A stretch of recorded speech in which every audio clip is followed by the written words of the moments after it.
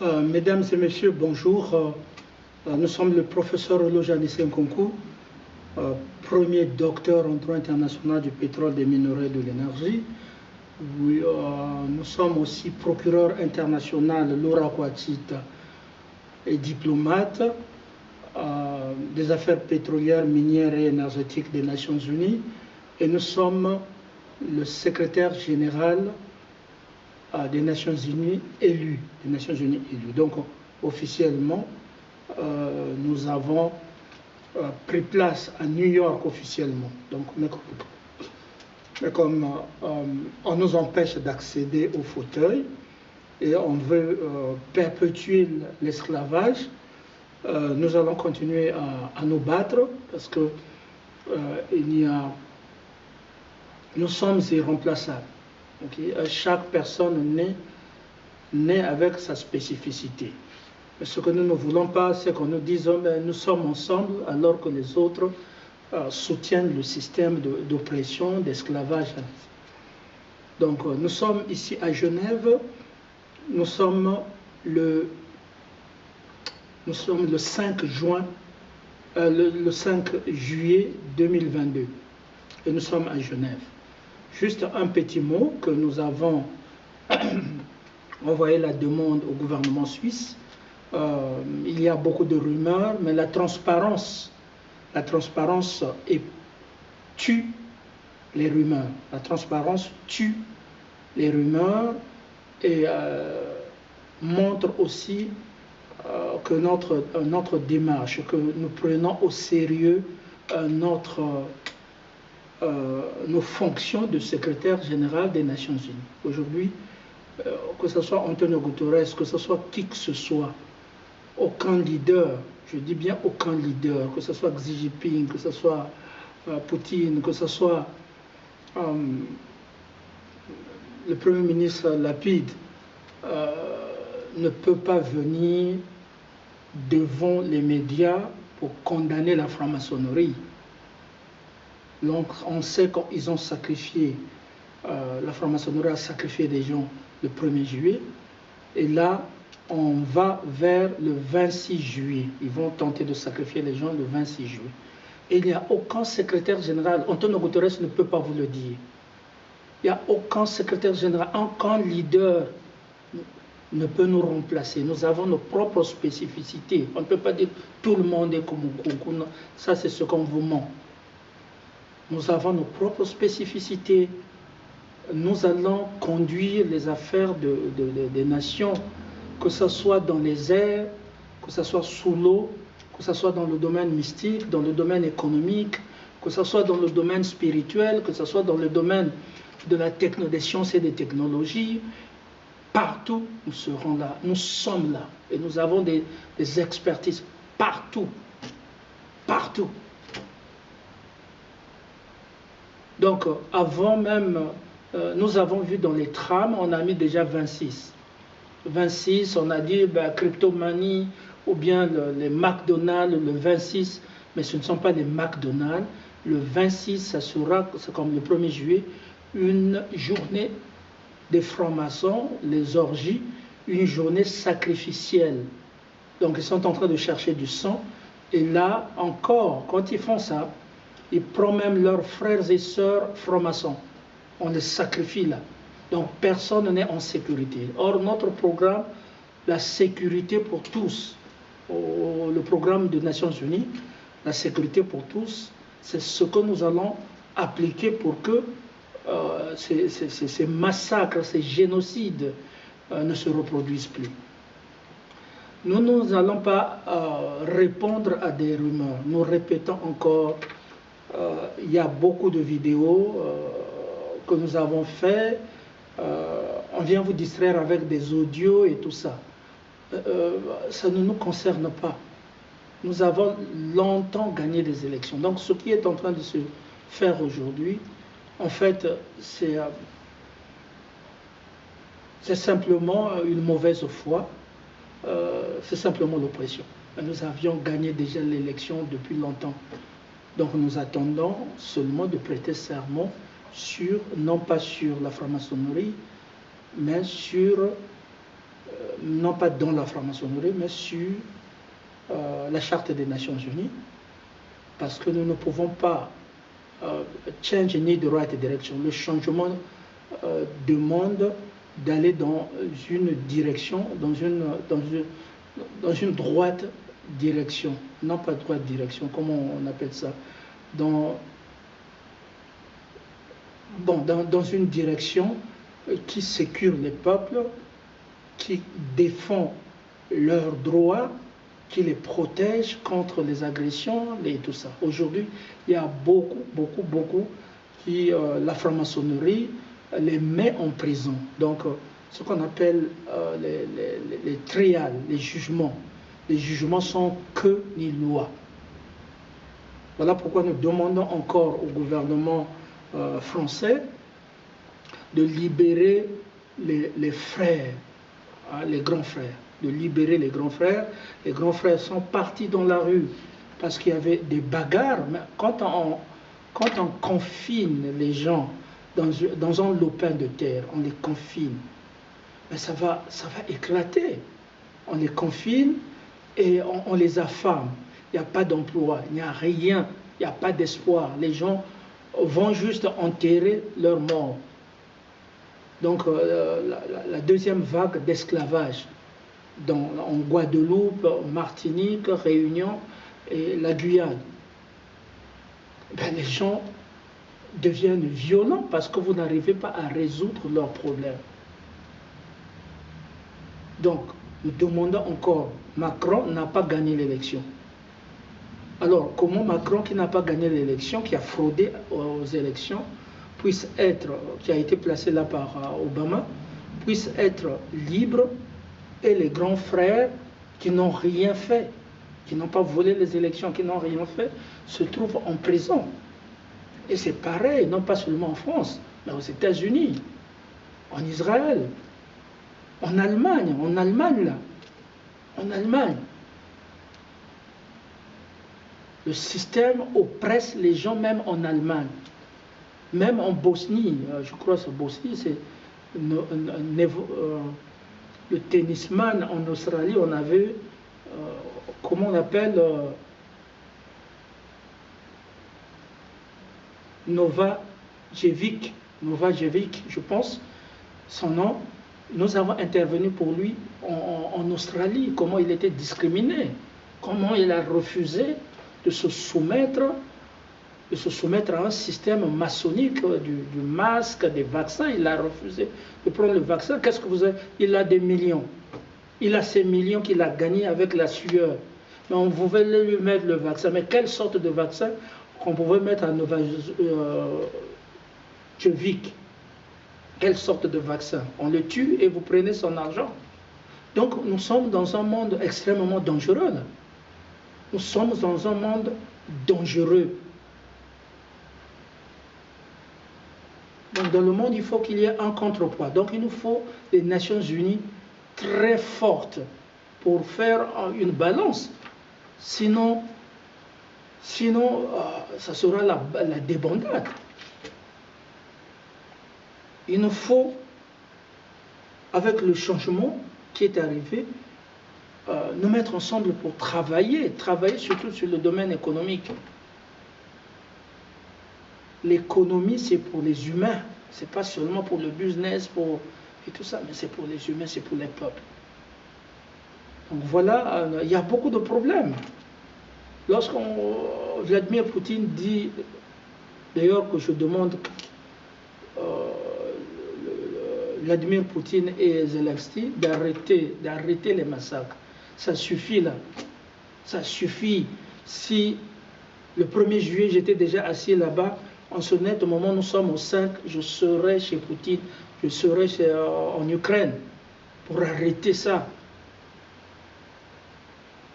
Pour arrêter cette guerre-là. Mais il y a beaucoup de choses. Le gouvernement américain a pris une loi pour punir ceux qui ont supporté la Russie. Où est la démocratie? If American know that in Security Council General Assembly, there is a vote.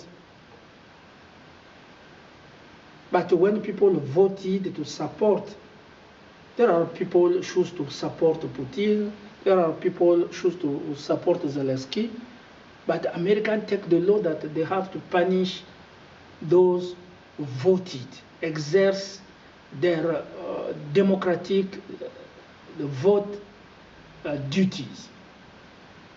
C'est comme ça que la démocratie fonctionne.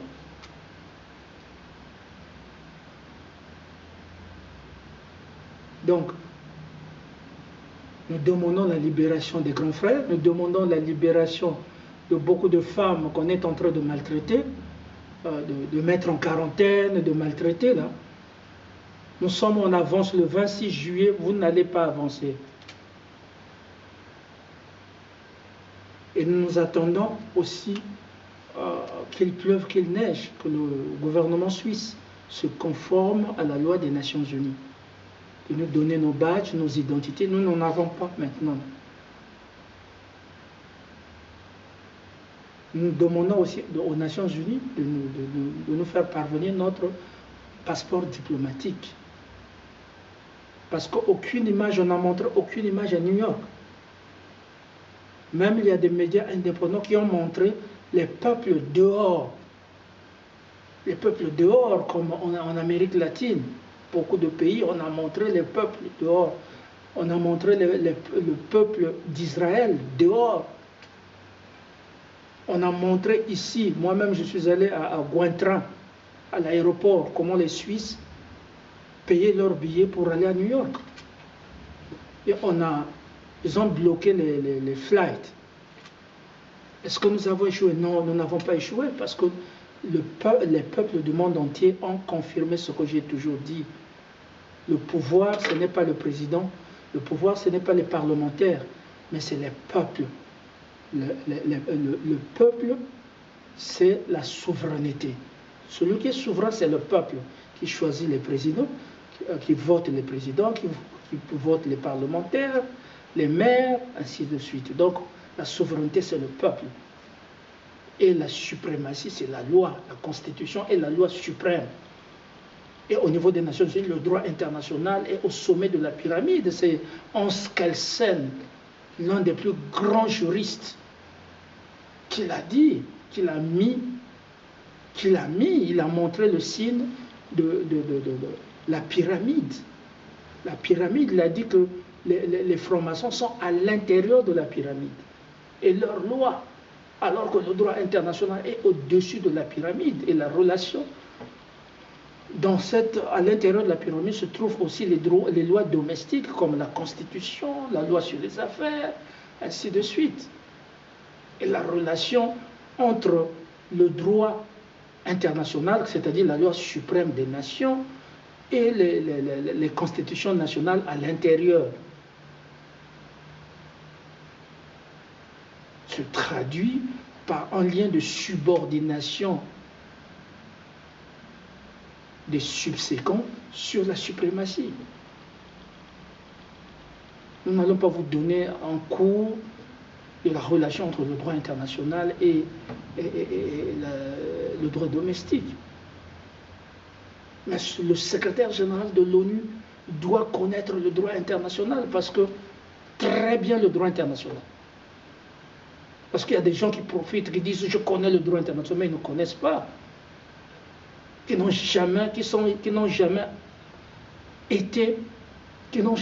entré dans le mystère des grands penseurs, des grands internationalistes.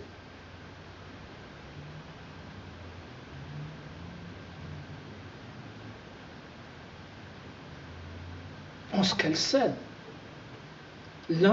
Hans Kelsen, Thomas Wald, des grands internationalistes. Hans Kelsen a prouvé dans ses travaux que la franc-maçonnerie doit s'incliner devant le droit international. Il dit ceci, que le droit international est au sommet de la pyramide. Or, la pyramide était représentée. C'est malheureux qu'il ait pris la pyramide parce que la pyramide nous appartenait. en Égypte. Mais il montre que, puisque les francs-maçons ont construit les pyramides, semble-t-il, en Égypte, semble-t-il, hein, il faut prendre les pincettes, et Hans Kelsen a humilié la franc-maçonnerie. Il a dit, si la franc-maçonnerie est représentée par les pyramides, il dit le droit international est au-dessus de la pyramide. Même si la franc-maçonnerie enferme les nations à l'intérieur, la franc-maçonnerie enferme des lois comme les LGBT à l'intérieur de la pyramide. Ces lois ne doivent pas être au-dessus du droit international. Donc il établit la relation entre la norme internationale et la norme domestique, une relation de subordination de la norme domestique au droit international. C'est clair pour Hans Kelsen. Je ne veux pas vous faire un cours. C'est cela, mais allez comprendre la relation pyramidale de la franc-maçonnerie avec le droit international. Ce n'est pas donné à n'importe qui. Je vois discuter dans les plateaux, le professeur de droit, il a écrit beaucoup de livres, mais il n'a pas écrit, ou elle n'a pas écrit sur la relation entre la franc-maçonnerie et le droit international. Et quand vous allez lire Kelsen, il faut être en transe, il faut être aigle. Quand je faisais ma thèse, imaginez, je dois analyser toutes les législations mondiales, de la Chine, de la Russie, des Américains, du Canada, de l'Australie, de la Grande-Bretagne, de la France, et tout ça, imaginez. Alors, c'est cela. Nous n'allons pas perdre du temps, nous n'allons pas aussi faire un cours, mais nous demandons simplement qu'il y a beaucoup de problèmes. Beaucoup de problèmes. Comment, si Poutine exige que l'Allemagne achète son gaz en roubles,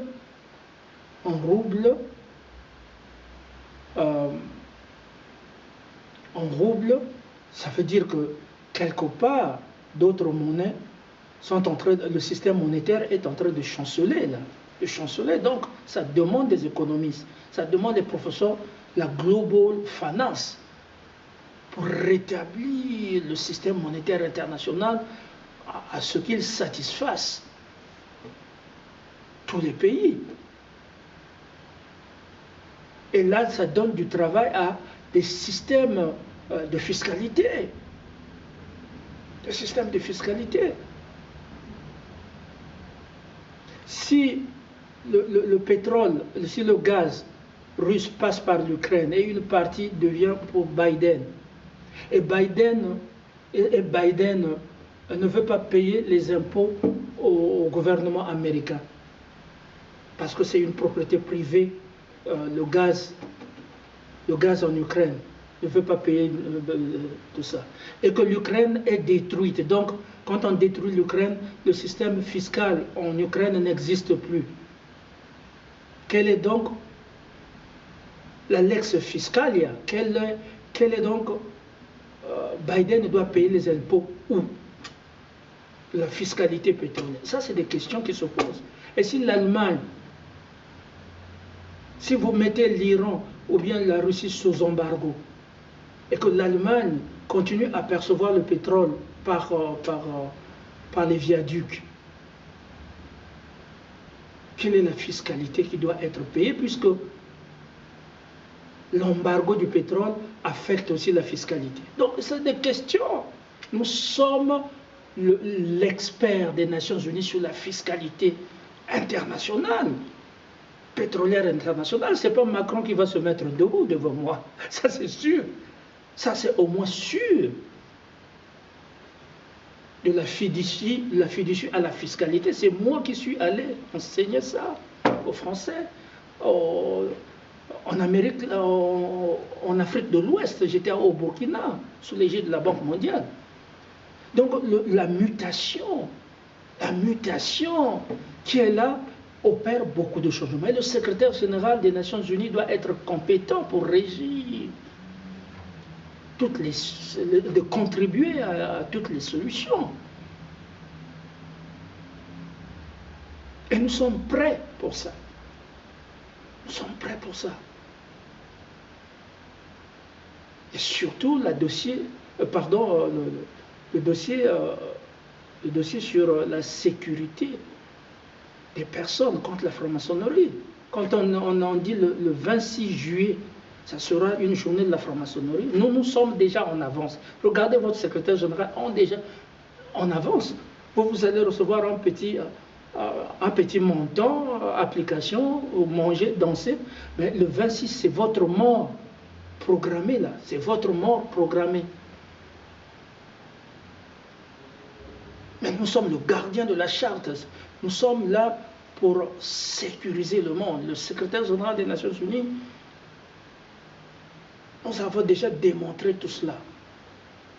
Alors nous devrons cette semaine, devrons prendre l'avion pour New York. Pour New York, nous asseoir là-bas. Nous serons en réunion avec Antonio Guterres.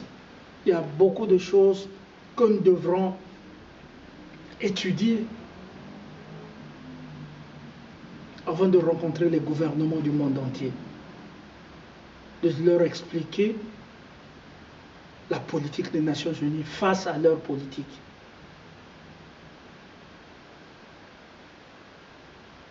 Obama et Biden ont fait beaucoup de régulations, alors que beaucoup de régulations nuisent. D'abord, il y a beaucoup d'instruments qui ont été signés dans la précipitation, parce qu'on avait peur que l'Afrique se libère. Et ça bloque, parce que trop de régulation ne donne pas la flexibilité au marché et la flexibilité des solutions. Il faut les interpréter, il faut les maîtriser, surtout maîtriser, parce qu'il ne s'agit pas de réguler, mais il faut maîtriser. Vous avez vu les incohérences. On est allé donner à l'OMS le système de régulation de l'électronique, alors que ça devrait se faire à l'Union des télécommunications, l'Union internationale des télécommunications. Vous voyez, l'incompétence de la Maison-Blanche. Donc, au lieu qu'Obama puisse me suivre, il y a des étudiants qui veulent qu'on puisse effacer leur dette des étudiants. Ce n'est pas parce que vous, Obama, vous n'avez pas pu grimper tous les échelons dans vos études que vous allez punir ces enfants-là. Les étudiants américains ont besoin qu'on puisse effacer la dette. La Russie, il n'y a pas d'emploi là en Russie, en ce moment. L'Ukraine s'efface et l'Europe s'écroule. Ici, je vois bien les chômeurs. Je vois bien en Suisse, il n'y a plus de prestige suisse là. Et l'Afrique qui va sauver l'Afrique, qui va sauver l'Amérique latine, qui va sauver l'Afrique. Qui va sauver l'Afrique?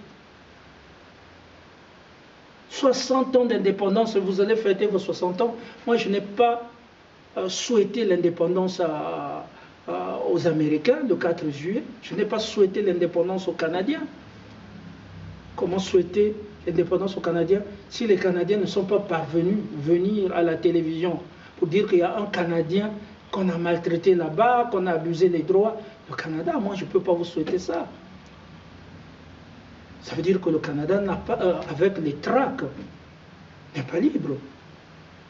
Je viendrai prendre ma soeur Céline Dion de là-bas, Céline Dion. Voilà, l'Amérique n'est pas libre là. L'Amérique n'est pas libre. Comment je peux souhaiter?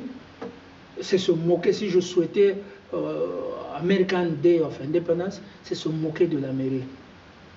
Nous sommes francs. Et il y a beaucoup de problèmes. Beaucoup de problèmes. La Suisse importe le pétrole pour 13 milliards, je pense. 13 milliards. Maintenant que le Brexit, il y a eu le Brexit, il y a eu changement au niveau de l'Europe, changement au niveau asiatique, au niveau tout ça. Que va devenir la fiscalité? La fiscalité. Et comment payer la fiscalité des crypto-monnaies? Comment peut-on payer les crypto-monnaies échappent au gouvernement, au contrôle du gouvernement? Mais comment payer la fiscalité des crypto-monnaies? C'est un manque gagné des États. Voilà, je suis le top expert des Nations Unies en matière de fiscalité. Je suis professeur de la Global Finance. Les États-Unis, les Nations Unies m'avaient donné la charge de conduire une étude sur la fiscalité pétrolière internationale. Qui suis-je? Voilà, à peu près, moi c'est des contributions. Moi je ne veux pas aller, oh, l'audio a dit ceci, ceux qui ont échoué dans leur vie, l'audio a dit... Non, le secrétaire général des Nations Unies, c'est un gaillard, c'est une sommité dans plusieurs domaines, une sommité. Les gens ont peur de discuter avec moi à la télévision.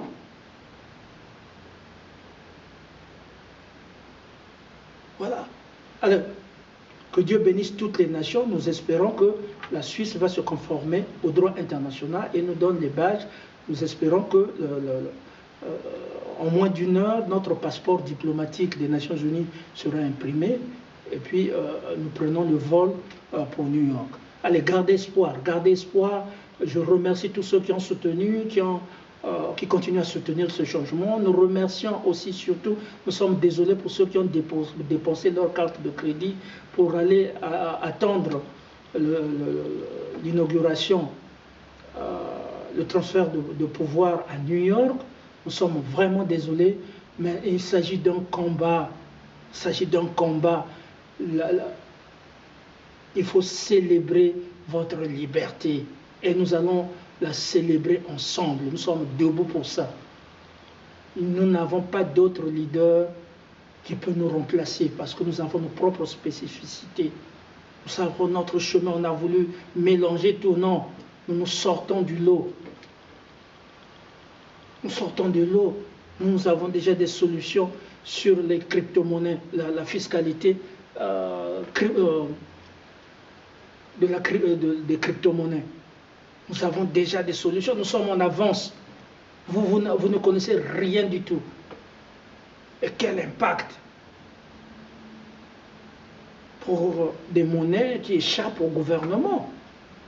On vous a dit c'est la régulation et tout ça. Oui, mais la régulation, à un certain moment, il faut la maîtriser. Il faut maîtriser les normes.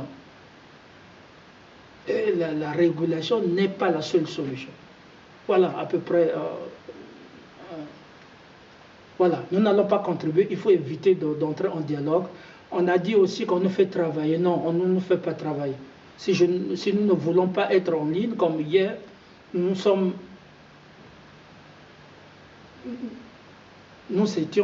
n'étions pas en ligne. Nous entendons des rumeurs qu'on nous fait travailler. Non, on s'en fout.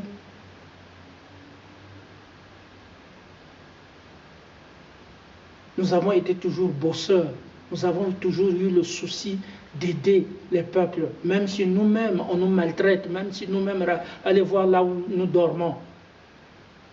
C'est indigne. Mais nous avons toujours regardé à Nairobi. On est en train de nous empoisonner. Là, nous regagnons un petit peu le vrai visage, mais regardez les vidéos à Nairobi. Là, notre beauté revient. La mélamine, on nous a dit qu'il n'y avait que des métis qui étaient beaux, ou tout ça. Non, tu peux être un métis, mais diri nat sokomuntu, mais diri charonde tchenani. Diri charonde tchenani, mélanie mini nani. Donc, c'est le droit environnemental. Hein? Ce n'est pas quelque chose de petit que je dis là en patois, mais c'est le droit environnemental. Si vous ne connaissez pas le droit environnemental, je l'ai enseigné, l'esthétique. Je l'ai enseigné à Nairobi. Voilà pourquoi nous disons que nous sommes intelligents. Mais nous disons la vérité là. Donc, il faut mettre fin à la guerre en Russie. Et nous demandons l'arrêt de la guerre au président Poutine et au président Zelensky. Et nous allons nous battre pour préserver les gens, pour que les gens ne soient pas sacrifiés le 26 juillet 2022. Nous espérons qu'avant cette date, nous serons déjà à New York assis comme le secrétaire général des Nations Unies élu par les peuples. Merci. Que Dieu bénisse le monde.